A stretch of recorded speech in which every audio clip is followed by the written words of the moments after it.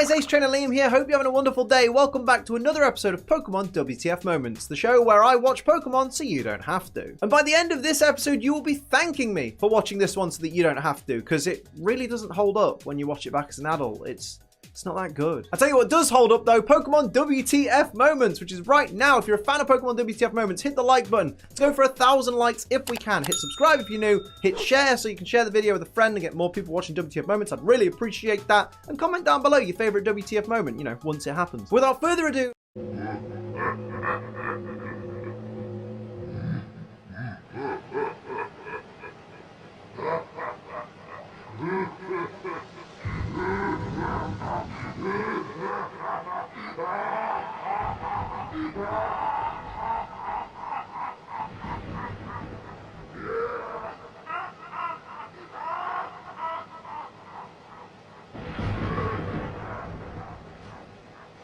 Let's watch Pokemon Season 1, Episode 17, Island of the Giant Pokemon.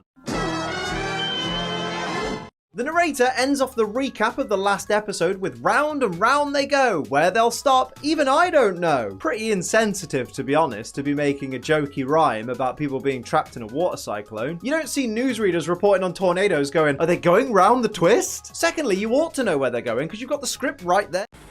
WTF moment, anyone? Narrator make a twister joke. Australian, anyone? Ash, Misty and Brock all conveniently land on the same beach together and Brock asks, how did we survive that cyclone? And to be honest, I don't know, since apparently nobody survived Dragon Rage before, so congrats on being the first.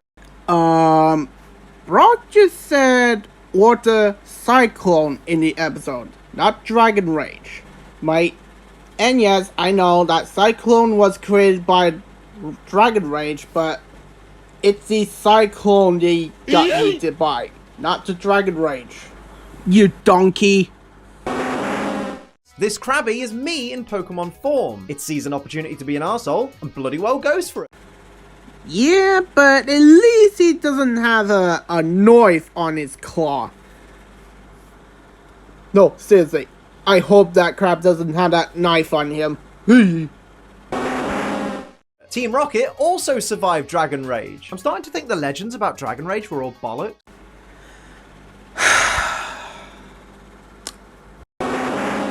Jessie reveals she received Ekans as a gift. Wait, what was that? Jessie reveals she received Ekans as a gift. Decken? Jessie reveals she received Ekans as a gift. Deckans.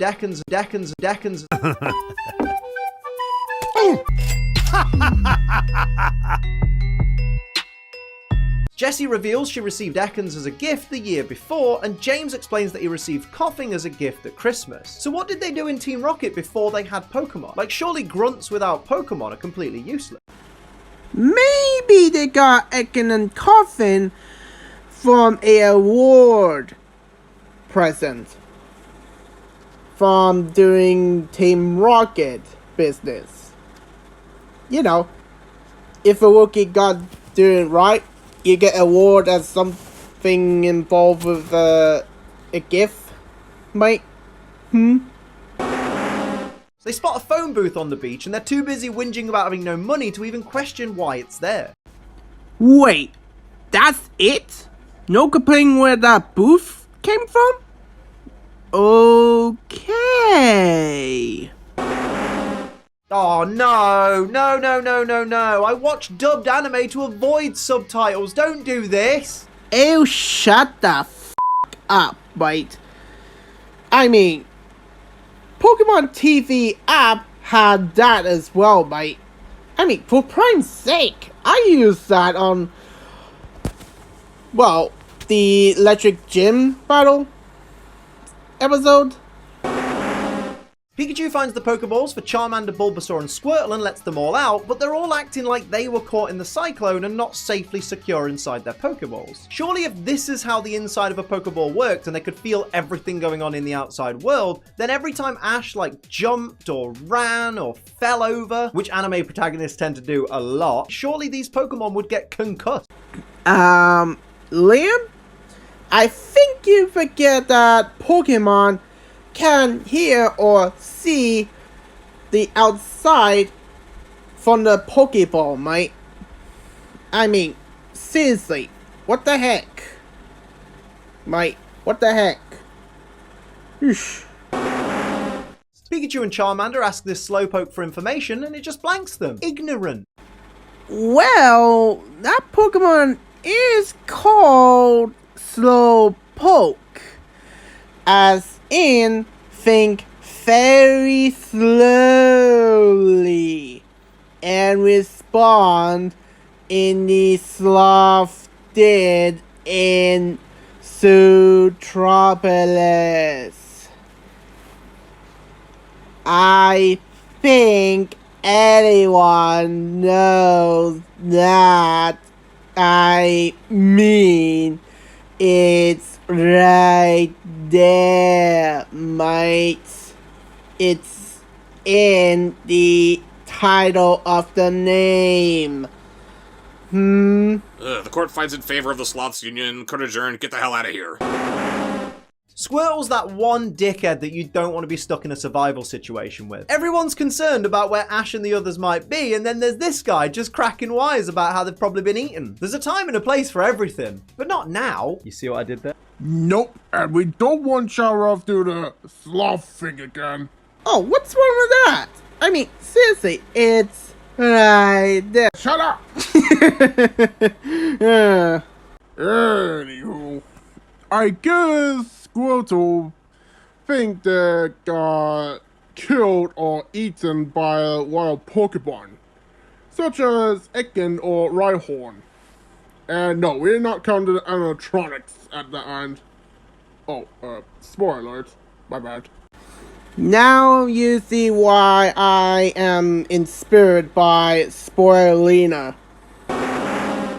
See, stuff like this is why I've never liked Bulbasaur's character. It was a grumpy fucker in its debut episode, and let's face it, probably didn't really want to leave the village it was in. I mean, he even challenged Ash to a fight before he would become Ash's Pokemon, and let's face it, he probably banked on winning it, that's why. Then he's away from Ash for a couple of hours due to a really unpredictable, unprecedented situation, and is instantly like, maybe he forgot about us. Look, mate, if you don't like being Ash's Pokemon, just bugger off. Free him up space to get a better Pokemon, like a Poliwhirl.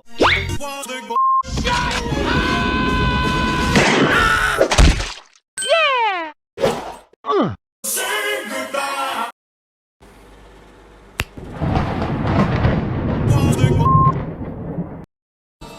Say hello to my little friend! Okay, while he's doing that, maybe Bulbasaur only said that because Ash doesn't use him, and maybe Bulbasaur thought he was forgotten. I mean, does Ash use him in battle? No, he doesn't. Meowth turns up and Pikachu's like, oh, it's just Meowth, even though he can clearly see Ekans and Coughing behind Meowth. Well, since Ash Pokemon is 4 on the screen, while Team Rocket is 3, you know what's gonna happen soon. But since they don't fight and want to get off this island and try to find the trainers, then yeah, they're actually teaming up instead of fighting each other. Direct quote from Meowth. I guess the Team Rocket motto's starting to lose its impact. Well, yeah, it will do if you only recite the last 2 lines, dumbass. Maybe Meowth only said that because the director of the anime thought that people getting tired of Team Rocket's mantra. They got it wrong, but still. Also, please don't try and get rid of the Team Rocket motto in its current form too soon. I'm not quite ready yet for James to start blathering on about being the nobly heroic man of our times. I still don't know what the fuck that means. I just responded mantra thing. Anyway, the thing that James just said, maybe he just be, prideful, characterized. That should not be a TF moment. Ekans and Coughing are good eggs. They'll only obey Jessie and James. Not like Pikachu will drop Ash to help another trainer at a moment's notice. And of course, you have to respond to Pikachu can't, alright? Cliche moment. Jeez. Anyway, the way Jessie just mentioned, she got Ekans from her birthday last year. She's probably, keeping care of that Arbok economy to, bond with it, unlike Pikachu and Ash did. This bit's honestly pretty surreal. We basically get told that Ekans and Coughing know that Team Rocket asked them to do bad things, but because Team Rocket are their masters, they'll do it regardless. We're getting a real deep look into the psyche of Team Rocket's Pokemon here. I did mention Jessie and Ekans had bonded each other for a year, so that means they ain't really loyal to them. And we don't know how long Coughing and James bond with, but, well, the same year where Jessie and Ekans bond. I know some of you out there will want me to mention that Meowth saying that him versus 4 of Ash's Pokemon isn't a fair fight because of the irony there, but that's the point of irony. It's deliberate. Wow, I just mentioned that and wow. I didn't see that one coming. Anyway, yes, it is irony, but as I said before, Meowth is telling Pikachu and rest to team up so they don't get trouble from the Pokemon on this island.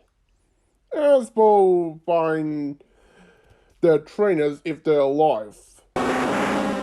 Where did Ekans and Coughing get a tea set? Not to mention a table. That's called Hammer Space, boy. Hey, you're back. Yeah, I am. I just finished up the shocking personality on frogs. I don't want to see that, what you're talking about, but okay. How does anybody like this Mardy prick of a Bulbasaur? Liam, you're a Mardy prick and your viewers all love you. Of course they do. I'm wonderful.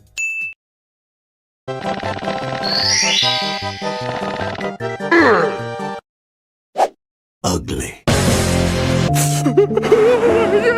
Oh my god, it's Metal Greymon. I mean, Rhydon. Actually, Liam, it looks more like Machinedramon than Metal Greymon. Actually, it looks more like Rhydon.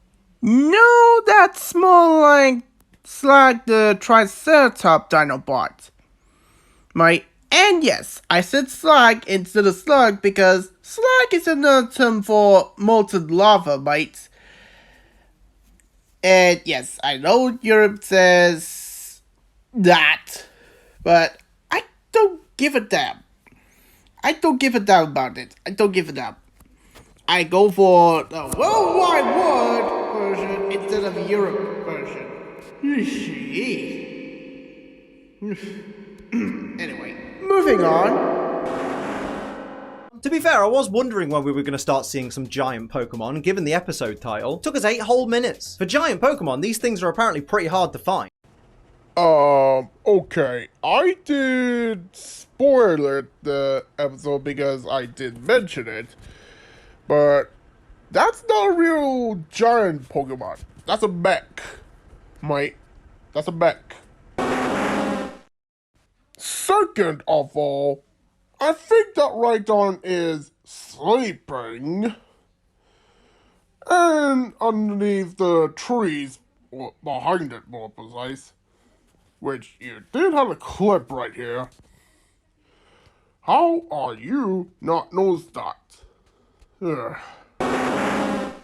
Meanwhile, Ash and Co are being chased by a giant Zapdos. That's got me wondering though, what would I rather take? A thunder from a giant Zapdos or an earthquake from a giant Rhydon? Let me know which you'd rather take down in the comments below. Actually, I think I've already decided. Thunder from Zapdos. Lower accuracy.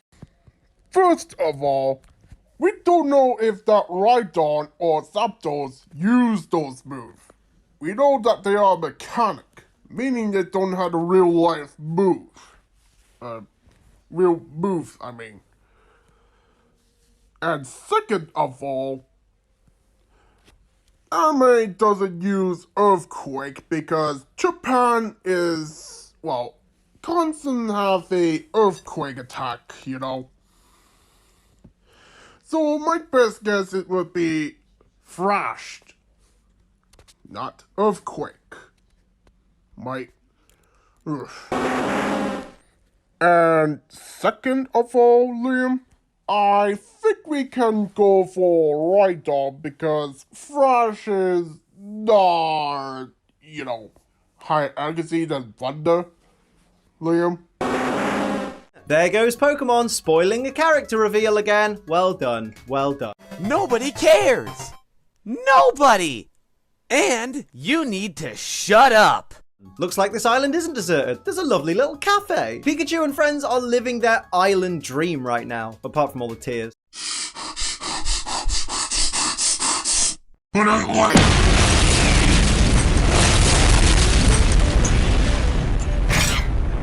And look who's being an arsehole once again. Wait, Slowbro's in this episode? What a surprise! This is brand new information. Do you know what isn't brand new information, but is information you need to know? Using code...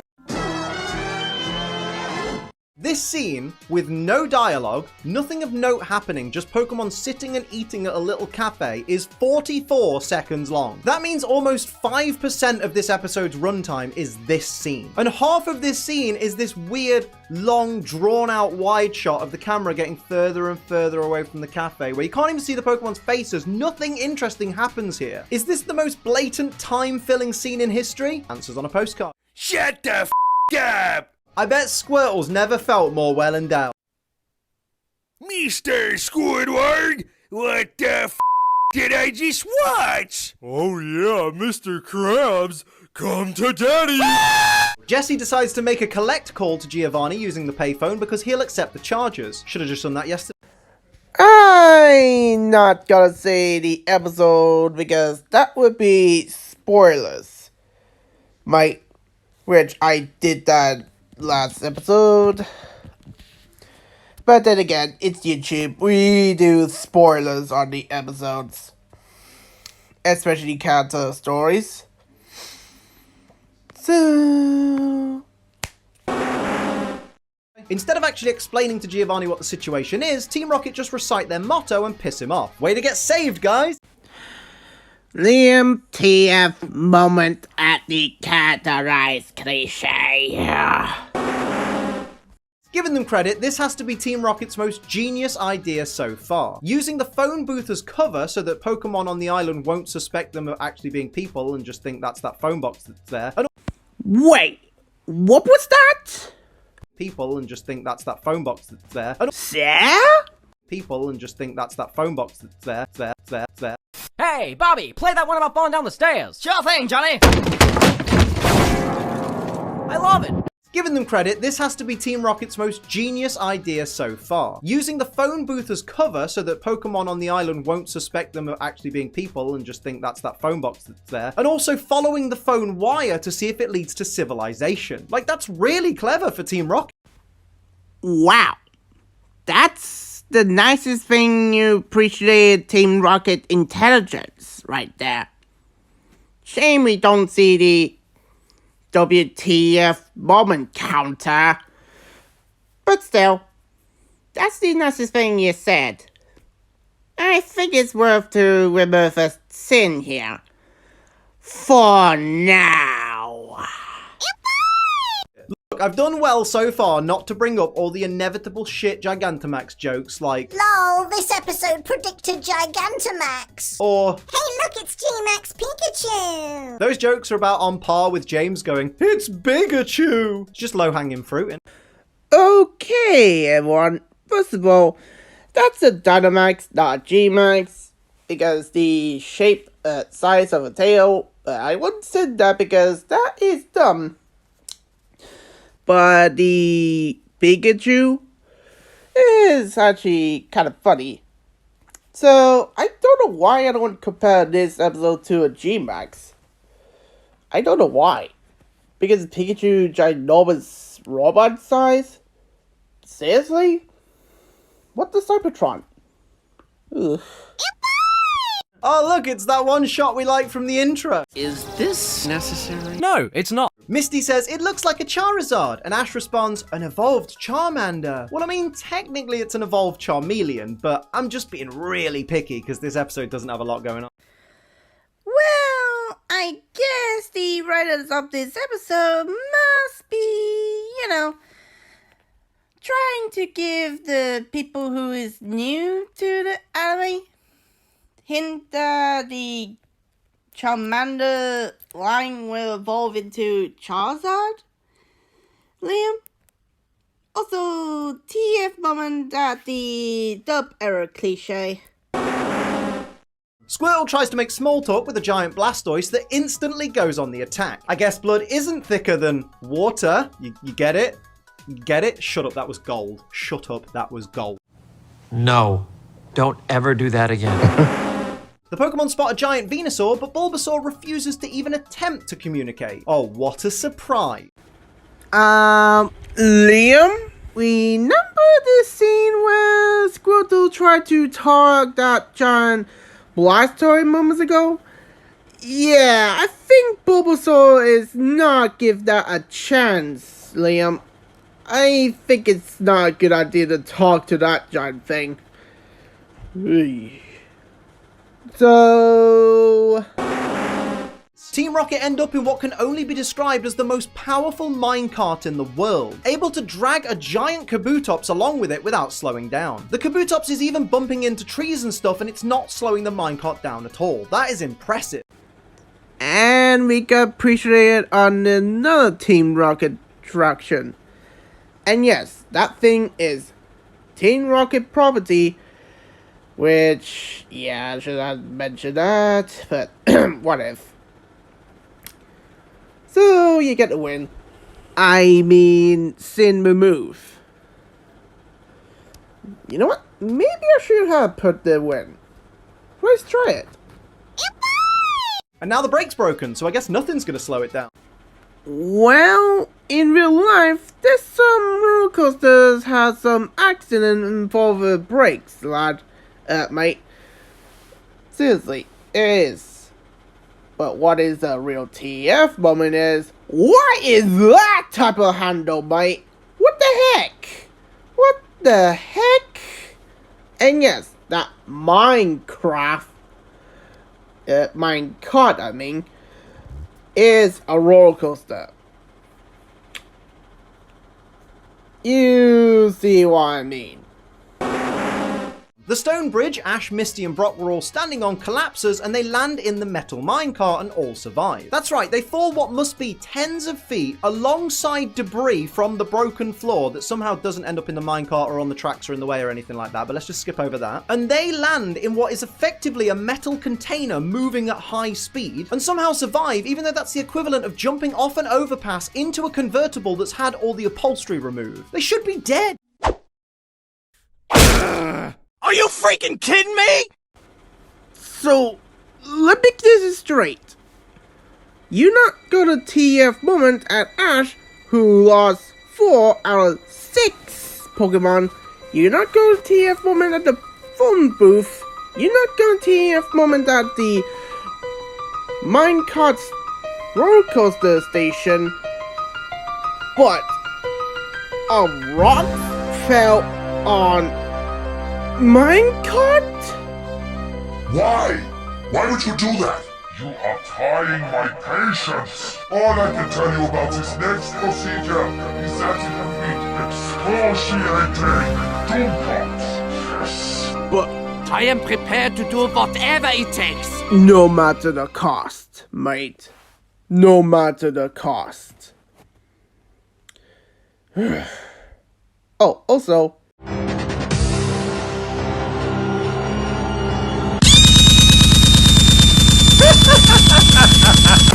soon as I see her walk up in the club, I'm a flirt. Winking eyes at me when I roll up on the dubs, I'm a flirt. Sometimes when I'm with my chick on the low, I'm a flirt. And when she's with a man looking at me damn right, I'm a flirt. Boy, don't bring a girl to me.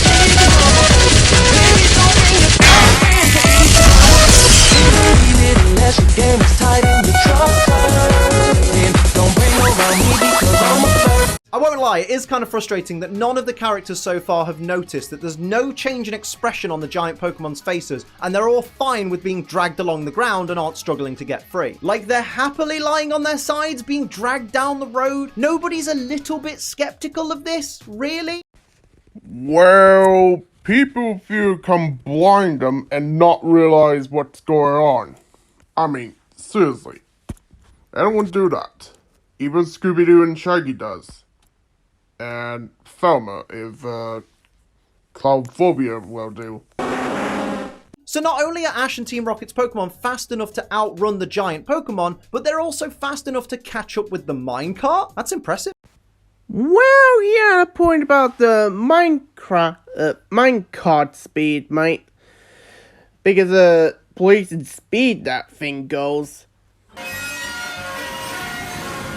Don't tell me we're going back the way we came!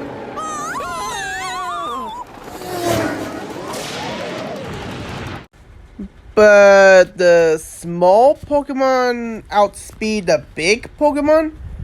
Have you seen the Chase the Cat video or Capture a Mouse video on YouTube, mate? I mean, seriously, that actually makes sense. This is the part of the episode where one of the animators had to hold up their hands and say, look, I know I said I know what roller coaster tracks look like and can totally draw them, but I don't. And I can't. Like, where are the supports for this loop? If that minecar tries to travel across that loop, it's just gonna buckle. Obviously, it's a cartoon, so it won't, but still. First of all,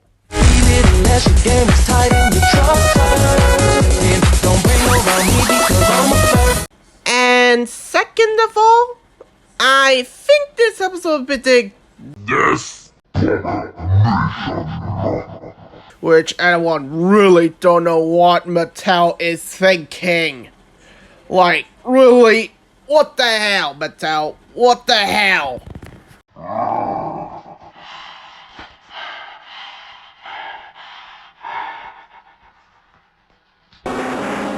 Also, this apparent ride doesn't have any safety bars inside the car itself. This place is a health and safety nightmare.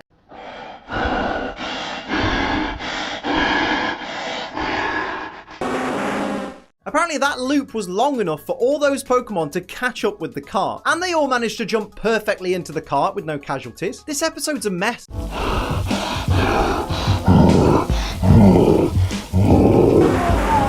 So as the Pokemon jump into the cart, everyone catches a single Pokemon. Except for Brock, the poor bastard, who has to catch both Bulbasaur and Charmander. Unlucky, mate. Okay, I think we heard enough.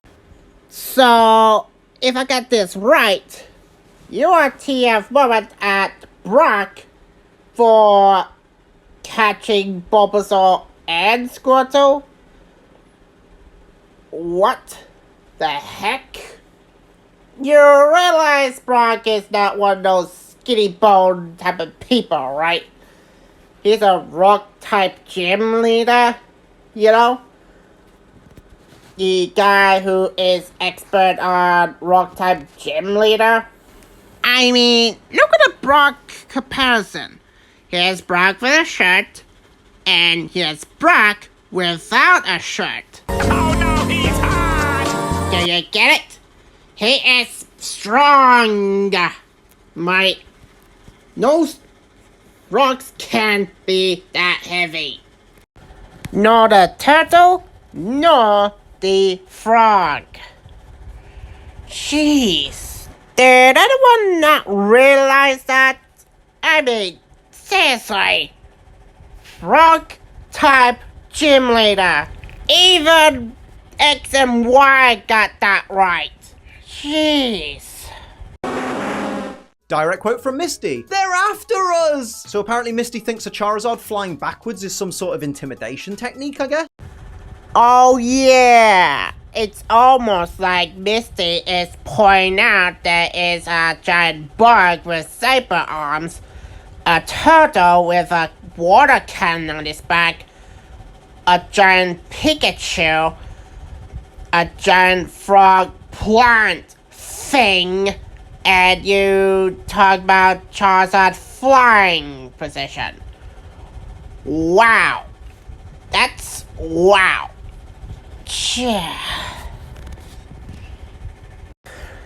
If I were you, I would be terrified of a giant insectoid creature with a scythe type of arm.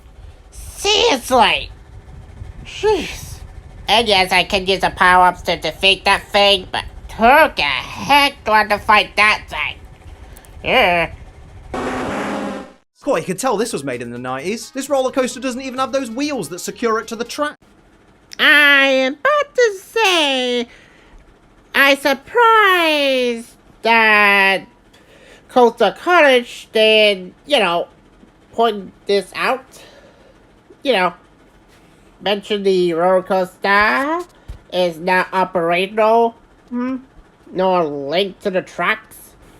But anywho, we know about the handle braking part they just show. Yeah, it's shown that this roller coaster is not the course. Meaning it can fall apart and whoop, you're off the track.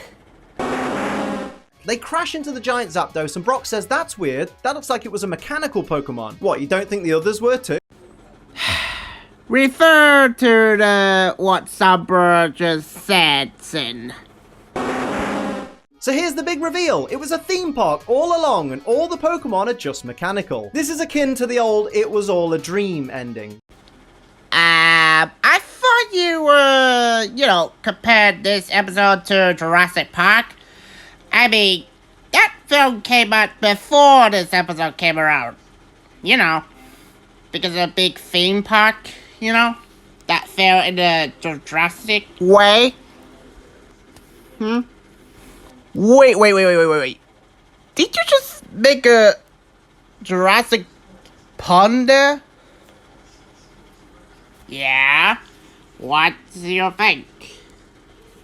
Well, at least it's better than Sombra's Storm Me joke. I actually agree with that. That is terrible. Oh, come on! Seriously? Giovanni's noticeably angry because Pokemon Land has been completely destroyed and he apparently spent millions building it. Didn't spend a lot on risk assessment and safety protocols though, did you, mate? We know what I said Jurassic Park film.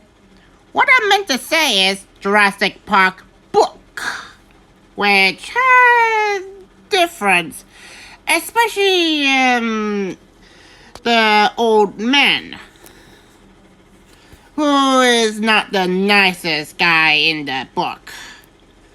I mean, seriously, he doesn't care that his grandchildren are safe.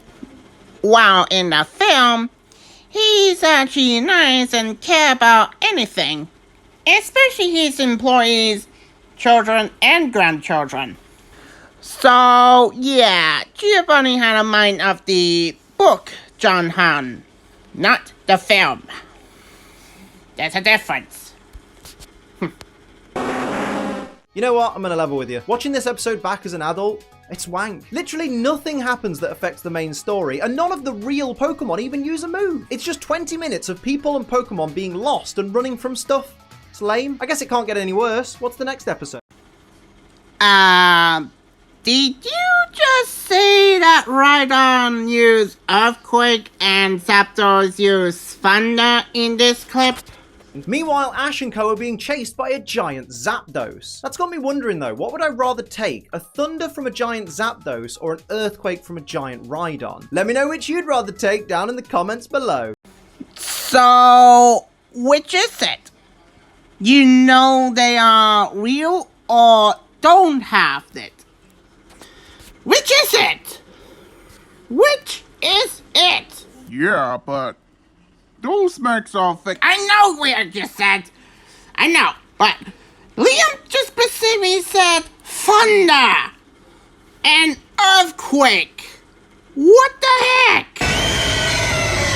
Oh no! I knew we'd get to this episode eventually, but I just didn't realize it was this soon.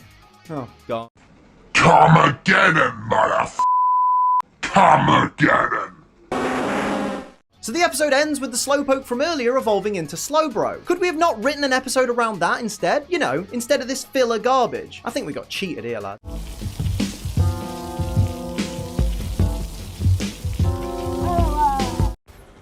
Wow. That's a deja vu. Yup. I think I better take the seat here. Liam? I think this episode is focused on the main protagonist and antagonist escaping this island, not the Slowbro evolve into Slowpoke. I mean, we did see Slowbro at the sushi bar area before, so what's the point? You want to hear Slowbro talk very slowly, scene? Like, what? What the heck? No, Shadow, you're not doing the thing before. Don't do it, or else I'll banish you to the snowy area. Okay, don't. Good. Anyway.